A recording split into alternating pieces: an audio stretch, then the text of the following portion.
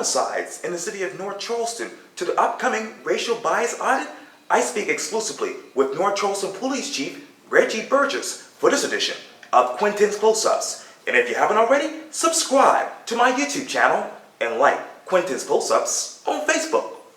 Chief Reggie Burgess, welcome back to the award-winning Quintin's Close-Ups. Hey, it's a pleasure to be back, man. I appreciate it greatly. Yes. How long have you been the police chief now? 3 years now.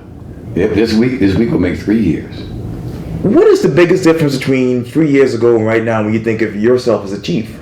Oh man, more responsibilities. Wow. If anything, it's more responsibilities because the community, of course I grew up here, the community, it doesn't matter which officer go to a call or what officer comes in the neighborhood. When I go in neighborhoods, they tend to lean more on me. Doesn't matter if it's a white, black neighborhood, Hispanic, it doesn't matter. When they see that I'm in there, they lean more on me. And I, at first I thought it was simply because, I was the chief of police. But folks said, no, when they call you Reggie, that's when you know that they looking at you as a person, sure. And I realized that. I said, well, they feel that, that, like the lady said, we can touch you, we can hug you, we want you to come in our house to eat a meal. Yeah. We want you to talk to our children. Our children want to talk to you. So that's the difference, is that it's more personal. Since I became a chief of police, I really, really can sit down and talk to the citizens, and I love that. But then, when do you draw the line? How do you separate personal from professional? Yeah, that's a good question. I've always done that since I got into the profession, because back years ago, it had to be like 1990. Yeah. I had to actually respond to Shakur Cherokee. Oh yeah. It was a domestic call, and when I got up the steps, right off of Florida Avenue. Yeah. I got up there and knocked on the door. I was listening to hear if I heard any arguments. And it was quiet. And I knocked on the door, and the guy opened the door. Well, I went to school with that guy, high school with him. And he and I were cool, and we would eat lunch together, hang out a little bit. Yeah. And he said, "What's up, Red?" I said, "Not much, man." I said, I got a call about a disturbance, man, at this address. Right. I said, "Everything's cool?" He said, "Yeah. Me and my girl, we were having a little disagreement." Well, I could have easily said, "Hey, it's personal. I know you. I'm cool. Drive off." But it's business. Right. So what I did was, I said to him, I said, "Hey, that's good." I said, "Can I see her?" And he says, "Oh, okay. You sure you need to see her?" I said, "Yeah, I need to see her." And then, he kind of opened the door a little bit, and she was sitting on the couch like she was sleeping. And I recognized her too. We all went to school together. So I called her name, and then she was like, "I'm all right, Reggie." And she said it in a way that I knew as a cop, being in business, that it wasn't right. So I said, "Okay, I'm going to leave, but I'm not going to leave until I can see you physically." Right. And when she got up, her eye was completely swollen. It was busted. And I went in the room. I said, "Hey, how did this happen?" Right. And she put her head down. And then he said to me, "Man, she just got on my nerve, and I just kind of popped her one." So I said, "Put your hand behind your back. I'm gonna arrest you for criminal domestic violence." And I did. And when I took him to the jail, it was kind of mixed emotions, but I knew that I was doing the right thing. I was doing the right thing because of her. She was a victim, and I was doing the right thing because it's the law. Right. Yeah. So when I get situations like that, I can automatically shift gears. Yeah. To going to business, or being personal. But when it ever comes to law violations, I'm about business. What is the state of the North Charleston Police Department as you know it? Wow. Believe it or not, going through this COVID-19, right, and with the social issues that's going on, we've weathered the storm. It's not perfect. There's not a perfect department in this nation. No department is perfect, but we aspire to be the best at what we try to be. We've actually, in the COVID, as it relates to COVID, we've actually had folks that have tested positive, and they have returned to work. We have a good program. All our supervisors constantly speak to our officers. We were the first department to actually have virtual or outdoor squad meetings. Our officers don't come inside. Wow. They meet out, in the breezeways or out in, they even meet in some restaurant parking lots. And as well as that, we are keeping up with our officers' families. Sure. Because my whole issue and goal for them to understand from us as commanders is that we don't want to place them in a bad situation where they may be affected by COVID, because not only is it going to hurt them at their job, it could also hurt their families. So we try to keep them, PPE'd up. Right. And we always push the information out to them about, whereabouts and how you handle things. Right. So that's helped us a lot. So our exposure has been very minimal. Now when you come to the social issues, right. We're constantly, right now this is our second year going through the Racial Equity Institute with the YWCA. And we're gonna have another full year of racial equity training. As you know, we're gonna begin the racial audit this month, which is a great thing for us. Okay. On last year, we had unconscious bias-based training, de-escalation week. Matter of fact, I took that course the 31st of December. Right. So we have that constantly. So the reason why I tell you that is that I want to arm our officers with education where they know how to relate to people who they may not have had a relationship with in the past. Sure. Give them the knowledge that when they go into a community of color, or a community of different religious background, or a community just totally outside of the norm for them, they'll understand that everybody needs to be treated as an individual, and allow that person to show you if they want to be civil or uncivilized. So we've gone through a whole lot as a nation and as a world, but in North Charleston, we've actually working just as we always have, working with our civil rights groups. I had a retreat in November, and I invited social distancing. I invited 13 Civic Club presidents from the city of North Charleston, and I invited representatives from the NAACP, National Action Network, Black Men United, the Hispanic Latino organizations, and several other groups that are in the communities. And they came out, and I actually explained to them, as you see behind me, I explained to them that we have COVID-19 going on. We've got social issues, but we also have people dying in our streets every day. And I cannot put my head in the sand and turn my back on these people. These are somebody's children. That doesn't matter to me what they may have done. I'm not God. God judges people. These are people. These are God's children, and people have taken their lives without any care, and it's actually impacted these families. Today, I'm going to a wake, and that young girl, I'm going to her wake. She got shot, and I'm going to her wake today. And we support the family, and we want to actually make sure we do everything we can for the family, so that family will understand that not only are we going to respond to calls and process scenes, we're going to actually try to convict the person, but we're going to be there for them, because we all can relate to death in some way, somehow. So that's the thing, man. I mean, we've got a lot going on, but we're constantly grinding, working hard to try to continue to improve the quality of life for our citizens. And I went back on your website just yesterday around 1 o'clock, and I read this. The North Charleston Police Department's mission is to provide professional public safety services while working in partnership with the citizens of North Charleston to identify, prevent, and solve the problems of crime, social disorder, and neighborhood decay, thereby improving the quality of life in our community. What are those problems that you're identifying, preventing, and solving right now? Cool. One of the biggest problems we have, as you see this board, probably 98% of these people that have died, and you see the ribbons? Yeah. Those are people who are youth. Wow. 16 years old, both of them. We have a problem with violent crime in our community. People are taking guns, and they're retaliating on people, or they're just shooting people because they feel like it. And what I see since I've been in this thing going, this is my 32nd year coming in. This trend has changed. The trend's changed. And what I'm saying is that I've seen it where you have people that have beefs or squabbles or differences with individuals. When I grew up, we dealt with it physically. Yeah. You know, we went at it, and maybe we didn't talk a couple of days later on until we patched things up. Yeah. But we never try to annihilate one another. The code of the street has changed. The code is now kill, kill, kill. You have people trying to buy guns every day. People breaking into people's cars looking for guns. People breaking people's homes. People actually, you know, holding people up. Say, you have a gun, get it, give it to me.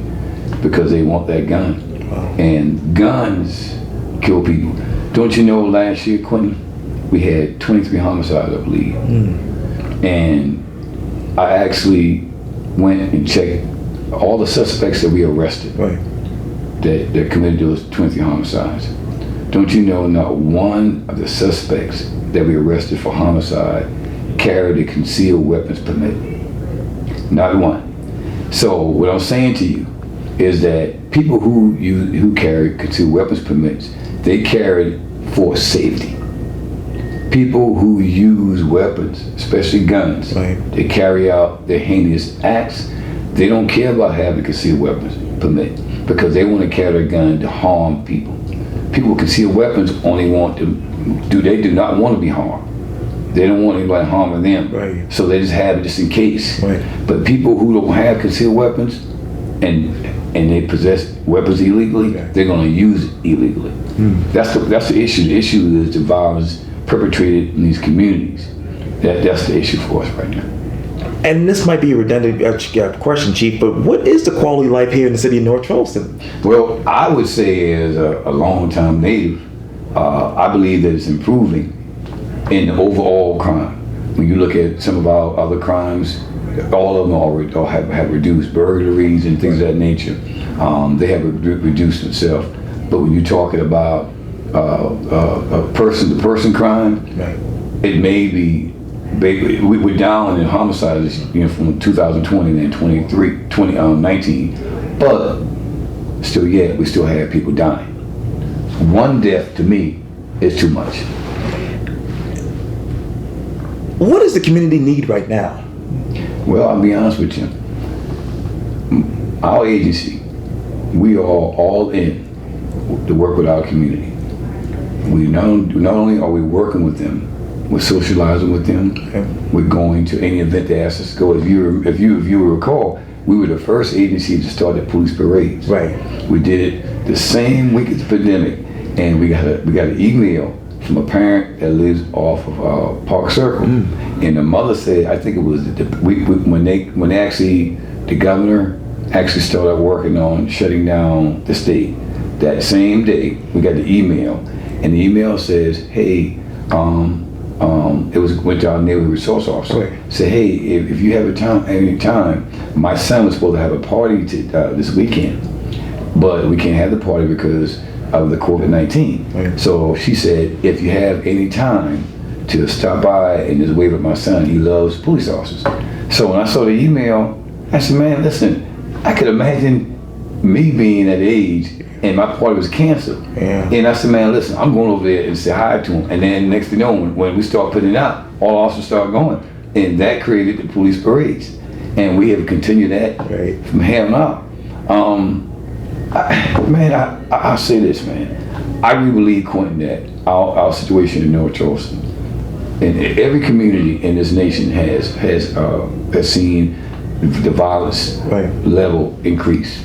And I'm not going to say anything different, but I really believe that the people in our communities, because we're helping with food giveaways. Oh, yeah. We're actually helping with water giveaways. Sure. We're actually providing. We did the turkeys. Yeah. We do everything. I really believe that because people are closed in, that they see more of what North Charleston Police Department is about. Because we are in a situation where we have to be more of givers than we ever had before, because before, when the nation was running the way it was, people can go out and do what they want to do. Right. Now folks are in a situation they can't go out or they can't trust it. Right. So we're a part of that resource center, the food bank. Right. We're a part of the water giveaways. We're a part of that. I just left Citadel Mall Oh, yeah. with a Joy to serve. Right. And Joy now is just giving away coats up there. So if folks, when I got up there, I was like, this is not my area.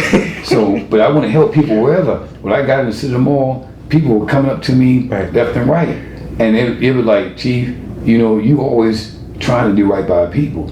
And I get a little emotional when I think about it, man, Quintin, because, man, that's why I was put on this earth, man, is to serve the people. You know, and that's what I want my officers to do. I want them to be servants to the people. If you serve people, that's where your blessings come in. You know, so because we were good servants to the people since the pandemic, I really believe that the city, the crime level has reduced a lot because folks count on us now. They registered their cameras on our camera registration. I'll see something, send something. They actually call on our drug tip lines. They are actually, listen, Quintin, before 2018, we had people, sometimes they'll call and give us tips. Man, since we've been working in our communities, people call us and tell us that person was there. I saw a person, they're letting us know. The community is starting to say it's the community and police together. That's how we're going to change things. We can't do it alone, Quintin. The community can't do it by themselves. We can't do it by ourselves. We've tried that. 29 years, we tried it. When I became the chief of police, I asked to change it. Now it's still it's in a changing mode, but it's working. People see that we care. I mean, we're gonna be at this wake today. You know, and we're gonna be at the funeral tomorrow. You know, you got to be a part of the community. And when you are part of the community, when folks are in need, then that's when they really can tell that you really care about them. You know, a good friend of mine, Spencer Pride, who's my PIO, something he said to me, Quintin, that I say all the time, and I make sure people know this. Spencer told me this. He said, people don't care so much about how you know, about how much you know. They don't care so much about how much you know, until you show them how much you care. And that's the true statement. When you show the citizens that you care about their problems, then they'll listen to you when you tell them what you know about that issue. And you talk about that. Let me ask you this: murder, forcible rape, aggravated assault, that is, firearms, burglary, larceny, motor vehicle theft. Which one of those stats from 2019 and 2020 are you still reviewing and actually understanding right now? Well, the homicides, the murder, the homicide, everything that you mentioned goes hand in hand because they're all violent crime. Burglaries, aggravated assaults, rapes, all those are you should take those seriously, and we do. But the homicides are situations that really impact communities on a level that just is unreal. Because when I say the homicides, because you're taking a life from a family, then the suspect family, they have to deal with the situation as well, because a loved one of theirs is going to be held accountable for the homicide. So, all those crimes that you said, they all count. They all are very credible. We actually follow up and try to, most of all, prevent that. But the homicides, to me, because the homicides take so much from not only the victims, but the suspect family. It takes so much because your loved one is gone. I experienced that, and that's why we work so hard at all those other crimes, so we can prevent a homicide. Because if you burglarize somebody's house, it's the wrong person, they can come back and retaliate on you.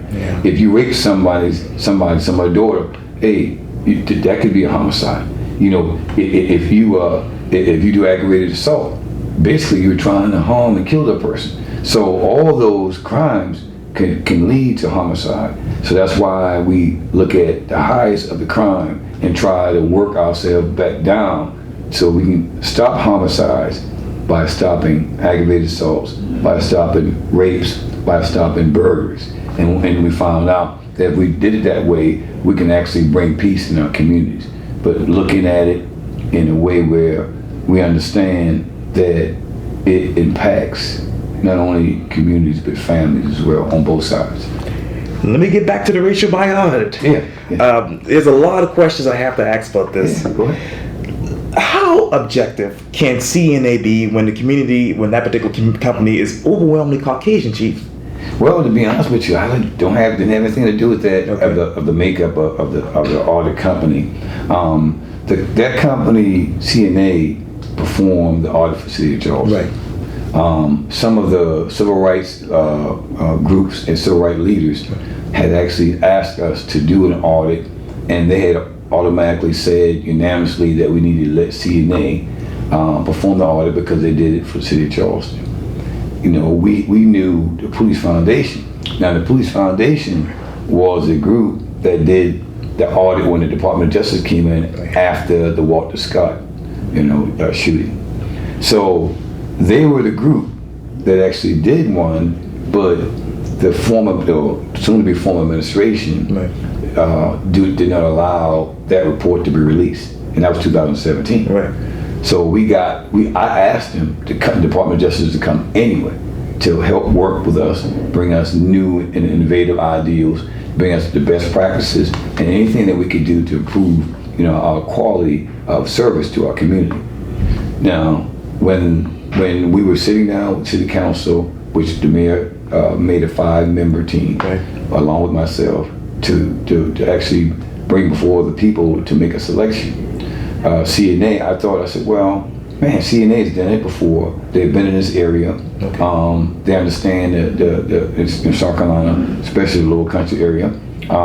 They basically are a reputable company. Right. So that's a good thing. I mean, let's take a look at them. And that's when city council members unanimously said, hey, yeah, let's do that. And then that's when they voted to bring CNA in. And then not only that, CNA is going to stay here to help implement any findings that show weaknesses that we need to improve on. They're going to be here to help us implement those. But what I would say is this, Quintin.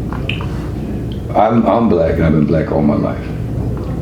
If I'm going to get out here every day and put my life on the line to save a human being, it's not the color of their skin. The person I'm trying to save every day is an individual, a human. So what I'm saying to you, CNA is going to do a job just like any other agency that does audit would do it. They're going to look, they're going to probe, they're going to talk, they're going to follow a strict guideline on gathering information. Once that information is put together, then they'll actually forward it out, not to us, but to the community. And if you look at their track record, they do an awesome job because City of Charleston, if you look at theirs, they had findings there that City of Charleston worked on and improved themselves. So what I'm saying to you, doesn't matter the skin color of the person that's doing the audit, as long as the audit is being done in the correct manner. That's all that matters to me. Because as a chief of police, if we have any findings that show that we are deficient, I want to know where we're deficient at it and how we can become better at it. And if we have anything that we're doing that's good, I want to get better at that. So I have no problem with whatever the audit shows us, because it's on me to make sure we get better at being right now. If we're not there, we need to get there and we can. But the audit will show us where we're at right now as an agency. Why does it take an external company, Chief, to tell you if there are issues within this department? Well, I think what it is, Quintin, on the grand scale in the United States of America, there's always, like I said, when I worked narcotics, and I worked narcotics from 1999 to 2013. Right. I either worked there or I was commando. Right. So I know how drug work is. When I came out as a deputy chief, automatically by our policy, I turned everything over to the next deputy chief. But what we did is we had an audit before I turned it over. So we audited all the drug money. We audit all the drug cases. Right. We audit everything in there. We audit all the confidential informants files. We audit all the equipment, cars, undercover equipment. Everything was audited. And before the next deputy chief took over, it had to be a clean bill. That everything was in order, the monies was accounted for, the drugs weight was perfect, everything. Once that was done, I signed off on it. Then I turned it in to the auditors, and then the new deputy chief took over. So when he came out of narcotics, same thing. Okay. So what I'm saying to you, an audit is really a practical way of making sure that what you say, like you read on my vision and my statement, what you say, you're living up to that. And that's one thing about me, Quintin. If I want to tell you that I'm trying to do right by you, then if I don't, somebody needs to tell me that I'm not. And that's what the audit does. The audit tells you you're doing right or you're not doing right. As a police chief, Mr. Burgess, can you not determine that on your own, and then you can institute some solutions? Well, I could, and I'd love to, and I think that I've been doing that. But sometimes, even though I've been born and raised here in the city, I'm in blue.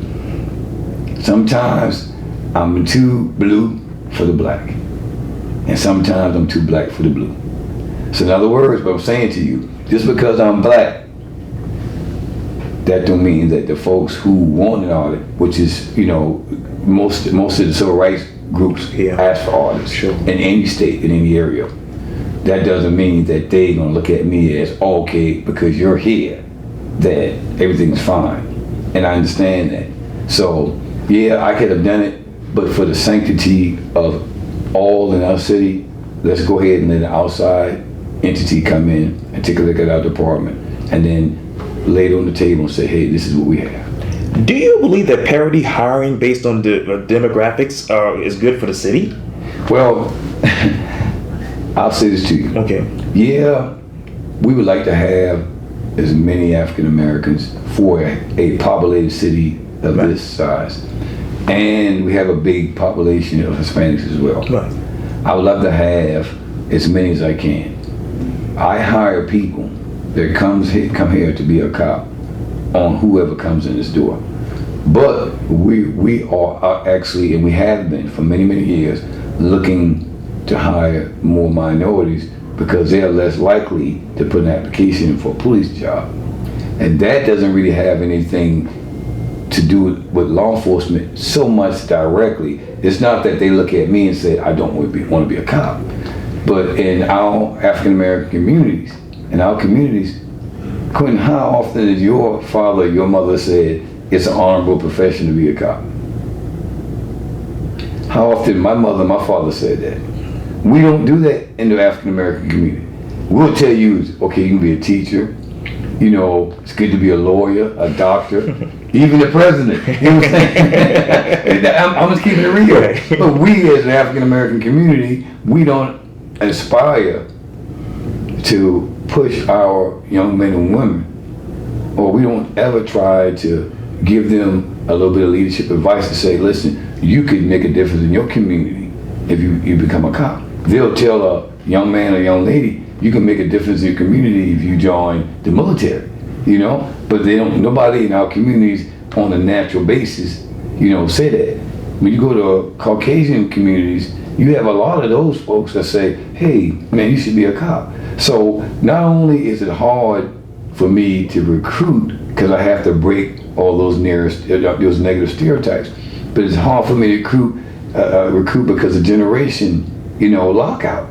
If your generation, they are not trying to get you to look at helping your community and cleaning up by being a cop, chances are you're not going to be one.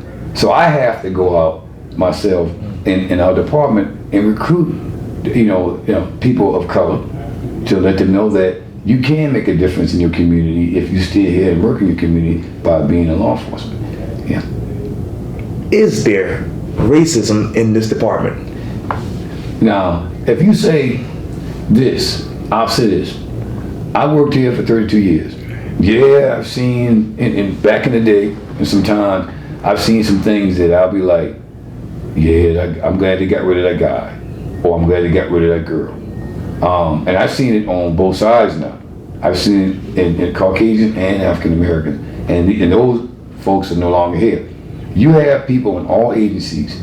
You have a small percentage, just like in your communities, the majority of people in the community are law-abiding citizens. The small percentage causes the most problems.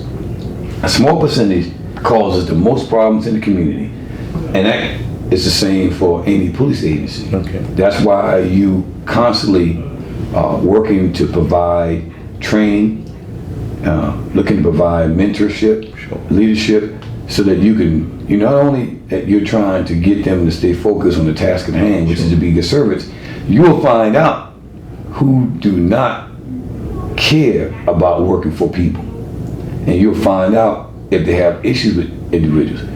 So my conversation with you is that I think I've seen more people who are biased against other people than they are racist.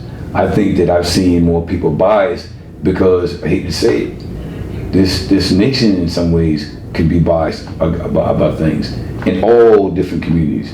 You know, some communities going, like when I was growing up, Right. there was one time when I was growing up in the projects, there was only 2 white people that came in our community. The mailman and the insurance man. And the only 2 white men came in our community. I lived in the projects. The only 2. So if a black guy came to the door and knocked on the door, and I go to the door, because my mother always tell me, you're the man in the house, answer the door. I go to the door. Yes, sir. The black man sitting there, shirt, tie, suit, looking businesslike. He said, well, I'm Mr. So-and-so. I'm from the Colonial Life Insurance Company. You know what I would say? Mama, some black man saying he worked for the insurance company and close the door. Why? Because we have biases ourselves. We automatically thought back then that the only people who were insurance people were white people, you know? And so I just think as a whole, there's more bias that plagues individuals than racism. But if we see it, anything and it's negative, we're going to deal with it. In this age, we're going to deal with it, because you can't serve the people when you're against the people. Has the mayor given you all the tools, leeway, and resources necessary to really get rid of biases and racism in this department? Yes. You know, Mayor Summy Right. has been like, see, our folks don't know that when I met the mayor I met him officially back in the 90s, early 90s. But I knew him for a long time because I knew his father-in-law, which is Minor Crosby. Because Mr. Crosby owned a garage on Union Heights. They lived on Union Heights. So that's where I'm originally from. And I grew up on Liberty Hill. Yes. So I knew the family. And so when I officially met the mayor, you know, and this was like 93, Right. 93, 94 when he became mayor, he asked me, he met with me at North Charleston High. I went over there, met with him, and he said, "Hey," he said, "I was a corporal." He says, "He's a corporal." He says, "Chief Mickey Wally, who's a former chief." Yes. He said, "He told me to call you and get your advice on anything." And I was like, "Okay," because Mickey Wally was the one who started me on my supervisory, you know, lifestyle. He was the one who invested in me. So I said, "Yes, sir." I said, "What you need?" He said, "Well, I want to place some officers in the schools because I feel like it will make the schools safer. And then, most importantly, the mayor said, if the officer is in the school and the kids get to know them, then when they go out in the neighborhoods, they'll have a better understanding of law enforcement in the communities." I said, "Yeah, you're 100% right."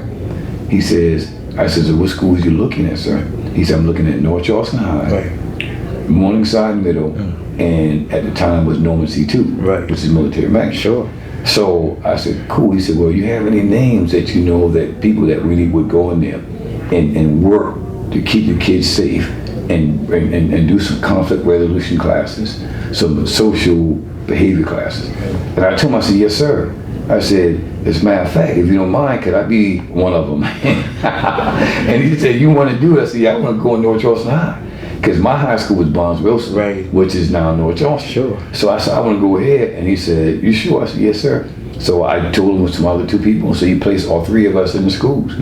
And that day that he came to ask me back in 93, it sparked an interest in me about getting to know him better. And ever since then, it's been like, because he and my father are on the same age. Right. My father passed in '02. So he became like a father figure to me, to not only tell me how good, that the good that he see that I'm doing, he would tell me when I need to fix myself up. Like the old folks would say, your slip showing. I'm telling you, Mayor Sunday would tell you, listen, he would tell you, wow. Reg, Chief, you need to work on this. I want things to be better here. Yes, sir. And then he would sit down with me and mentor me and tell me exactly what he's seen. And then he will get my input. And I said, Mayor, I didn't see it that way. So, yeah, so what he's doing with us, man, is really, he's supporting me on every level. I meet directly only with him. Okay. He and I eat once a week, and it's a mentoring time. I can call him anytime. Sure. He calls me all the time. Sure. It's natural for me. It's natural for me. We text each other. Every violent crime that happens in the city that I share with him, because he is the person that the taxpayers voted for. Sure. And when they call him, he needs to have that information to tell to his constituents. So I always make sure. So he's totally involved. He didn't ask me to do that. He didn't request that I do it. Right. I just said, Mayor, I'm going to keep you up on some things. And I said, I know it's going to be a little burden sometimes. And he says, no, because he's the people's selection. Right. So when the people calling him saying, like the other day, right. there was a situation on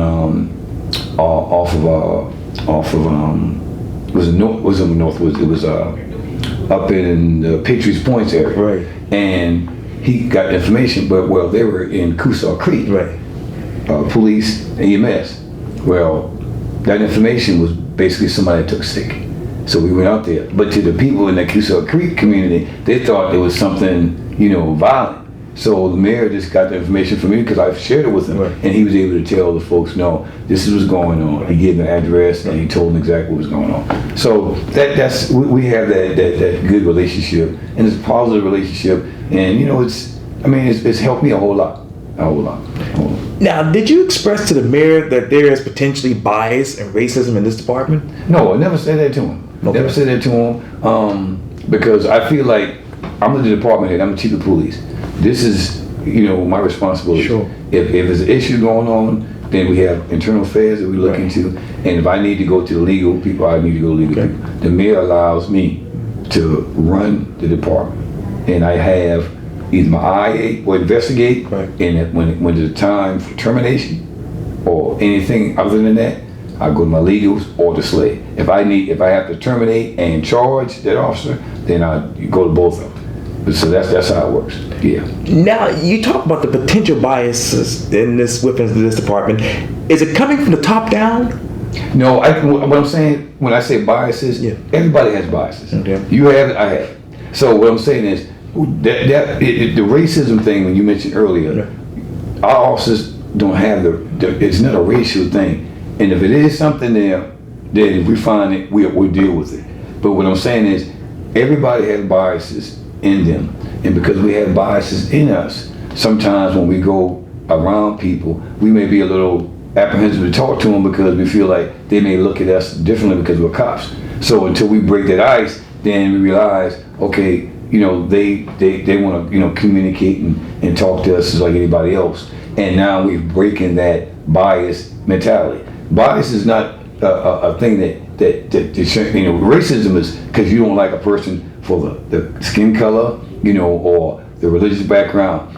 Biases, when I say biases, is that you just don't understand the individual or the culture or the community because of what you heard or what people said. So that's why we have racial equity training. That's why we have unconscious bias-based training. That's why we have fair and impartial policing training. That's why I have all those trainings year-round. I don't have it where you just have it like 2019 and you don't see it again in 2025. They had it last year, they had it in 18. When the Department of Justice brought it in 18, the YWCA brought it in 19, and YWCA is bringing it in 20. So, in 20, and now we got in 21. See what I'm saying? So we're constantly, every year, giving the officers the tools to understand, what's going on in the community, because all human beings have biases, all of us. Now, with a city of this particular nature, 50% African American and less than 25% of the police force being black, why haven't you changed that? Well, I don't know if I hadn't changed it now, because I would say this: if you look at the numbers of black officers that work in here, since I've been a chief, I believe it's changed. Okay. Then some of the black officers that I've hired, some of them go to other agencies because they are marketable. A North Charleston officer is very marketable to any agency. So yeah, I really believe, if you look at the numbers, that I think I've hired, probably in my 3 years, I've hired a good percentage of African Americans, because I'm going where African Americans are, because I am listening to the church leaders, because I'm listening to the community. People tell me, say, I know a kid that want to be a cop. Because when an African American comes through this door, and if they don't pass the the academy course, right, or they don't pass the Nelson Denny, which is the aptitude test, okay, we don't file them out. We tell them we'll give them a certain amount of time. They call us, get them back in there, because not everybody's going to test good at the first day. Sure. And we keep recycling them until they get them in there. Yeah, oh yeah. If you look at the numbers now, I can't quote it, but I believe my numbers are real good in minority hirings. And let me ask you this too: the police department obviously is the largest by employee department in the city and has one of the largest budgets, from my understanding. Have you put more money in the black community and hired more blacks in order to achieve that parity? Well, I can't put money in the community because I'm not elected official. Okay. My budget is based. 76% of my budget is based on salaries, insurance, and regular benefits. So the other percentage of my budget is cars, equipment, stuff like that. So I don't have, I have slots that I can hire, and then I hire people. The funding sources about what's going on in the community, that's the elected officials. I'm not an elected person, so that's not me right now. Yes, but what it is that what I do, as you talked about, for the community, is we're in those communities. I'm in there. I'm walking the communities. I'm going door to door. We're doing community walks. We're doing community cleanups. I just left over with Joy. Right. We go to funerals. As sad as it is, but that's a community thing. We go the police parades. We do our community roll calls. We do our immersion program. Right. And then one thing you probably didn't know about that we've been doing since 2018, a program called A Baby Changes Everything. And that's the program that we got together. I realized in 2018, half of my first year, that we had, I think, 5 infants deaths. Half of that year. I broke them down. 2 of those kids were killed, and 3 of them were rolled over. So I had to go back to old school thinking. Yeah. I asked my mother, I said, Mama, how can we prevent rollovers? Because rollovers is a mistake. Yeah. She said, when you were born, I was born in 1965, my great-grandmother, my mother worked like 2 jobs. My great-grandmother would babysit me, and she would place me in the dresser drawer. And she had like little cushions around it, and I was stable in there. Right. I survived, as you can see. Right. But they couldn't afford a bassinet. They could not afford a crib. They couldn't afford the necessary equipment. So what we did, we evaluated the crime and we evaluated the loss of life. And I got with Captain Hill, and we went up to the coroner's office. We got a lot of stakeholders in the community that donated funds. Right. And we do it 3 times a year. And we bring in 50 girls. We put it out on the internet. And I'm gonna tell you, Quintin, when we put it out, it's filled out. The girls, either girls who are pregnant or girls who just had babies. Right. We do a seminar with them for probably like 2 hours. We bring in a postpartum person that talks about postpartum depression. Sure. We bring in Highway Toll, a supervisor who actually explains to them about how you properly buckle a seatbelt in the car, how you put a baby in the car the right way. And don't you know this? Because we've been having this since 18. What I've learned that you may not know, and I know the people out there don't know. Whenever you have a accident in your car and you have a baby seat in that car, Right. you're supposed to buy a brand new baby seat. Because the accident could cause damage to the baby seat. And don't you know another thing? Every baby seat has a born on date. It has an expiration date. Right.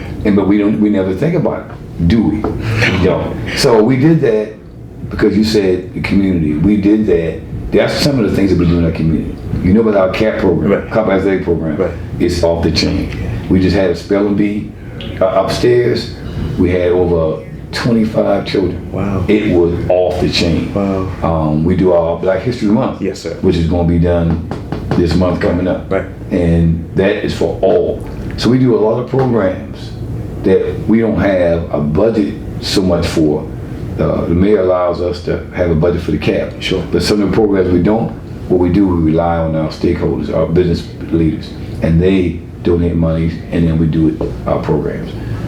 And the academy just said, Criminal Justice Academy is over at training, and they said they go to all different departments throughout the state, and they wonder how in the world that we balance this thing. How y'all do so much community events and your work in the communities to try to stop violence. I said, all you have to do is try. Try. That's all. That's all. And let me wrap it quickly. I know 2020 just wrapped up. Yeah. What was the total number of traffic stops in the city?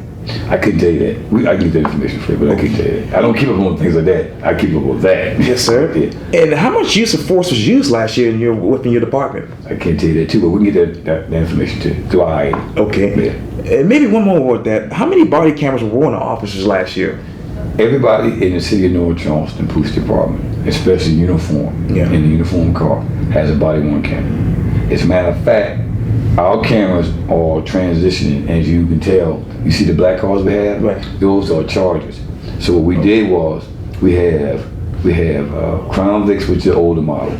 We have Caprices, Oh, yeah. and we have the Chargers, where all our Chargers have the new systems in it. And what I did is I'm always looking for the new innovation, the new way of policing.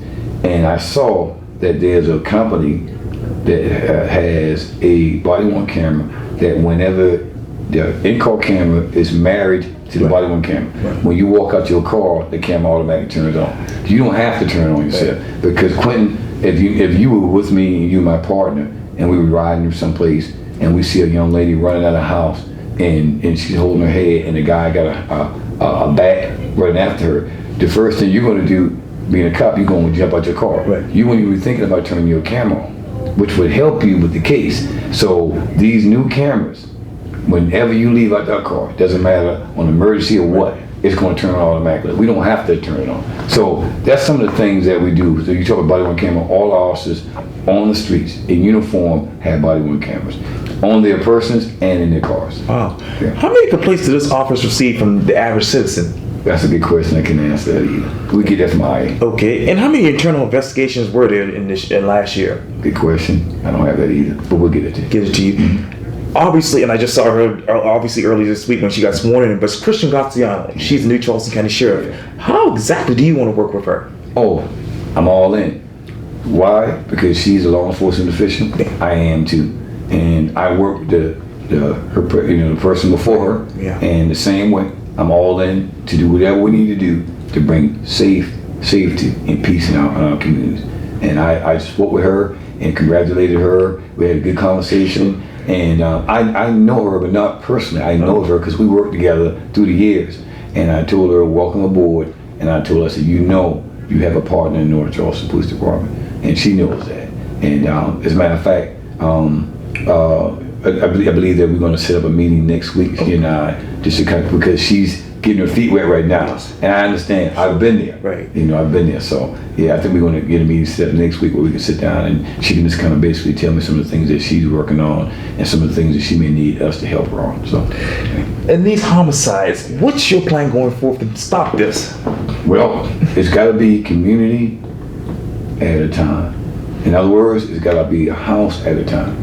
Because these people are victimized because of another individual. And individuals live in communities, but they live in houses and communities.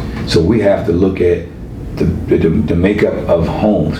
it's almost like when you hear people talk about fair housing, Right. you hear people talking about, poverty level, you hear people talk about social decay. Right. That's the social decay creates, disharmony. I mean, it creates things that's not comfortable for people.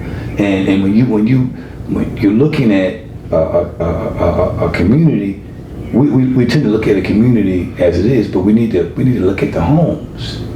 We need to look at the individual homes, because a lot of people who committed these crimes against these victims, something happened in their home life that caused them to hurt and harm these people.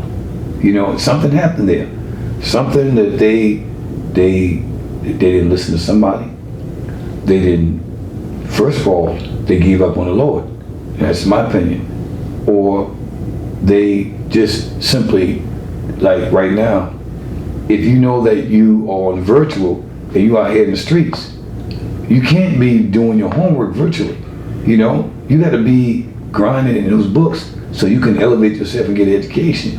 And a lot of these suspects are uneducated. I did a poll one year. Right. And the poll that I did was I looked at the people that we arrested for homicides that year too. And I contacted school districts that they attended. Right. Charleston, Berkeley, and Dorchester. Sure. And the average, we had 19 homicides at that time. We had 17 suspects that we had arrested. The highest grade level of the suspects that we arrested for homicide was 9th to 10th grade. Quintin, without education, there's no options. If you don't have education, you're going to fall prey to anything that the devil has for you to do out here in these streets. And the devil came to destroy. He came to kill.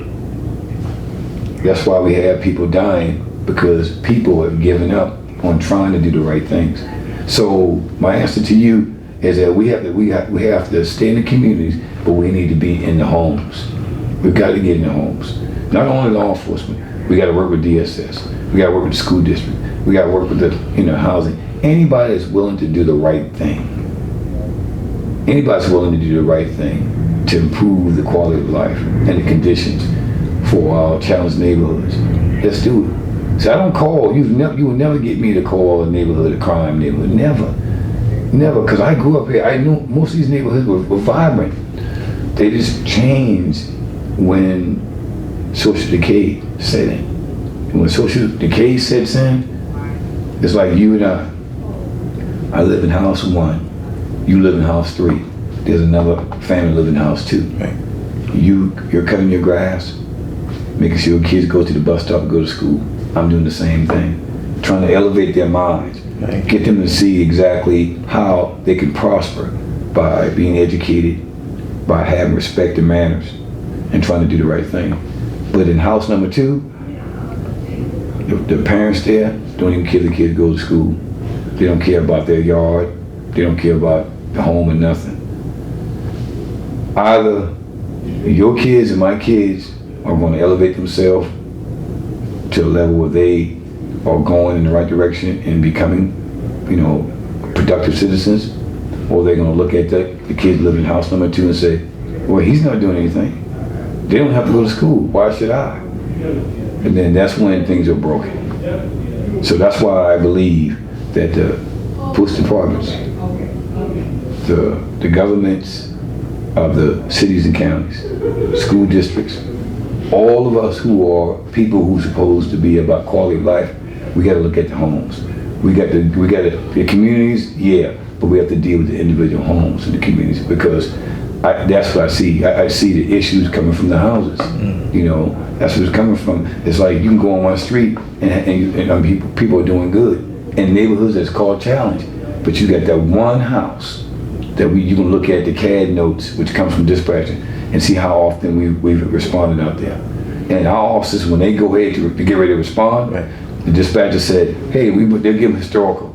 Oh, we've been out there 3 times last week. Or we've been out there 8 times last month. And they would even tell you domestics, disturbance, fights. Right. When you see that, that's one home. And we're getting away from it. We're looking at the whole. We need to look at the individual. And I believe we need to start working in the homes. Yeah. Chief Reggie Burgess, thank you so much for your time. And again, welcome back to the award-winning Quintin's Close-Ups. My blessing. And Quintin, Yes, sir. you are an award-winning guy. Not only are you doing right by the citizens in this whole Tri-County area, you're doing right by individuals who want to be like you. They see what you're doing, and that's going to inspire them to do the same. So all I'm saying to you, young man, is keep on doing what you're doing, but most importantly, put God first. Absolutely. Absolutely. Yeah, thank you. Thank you, man. Yes, sir. Thank you, man. Yeah, anytime. All right, buddy.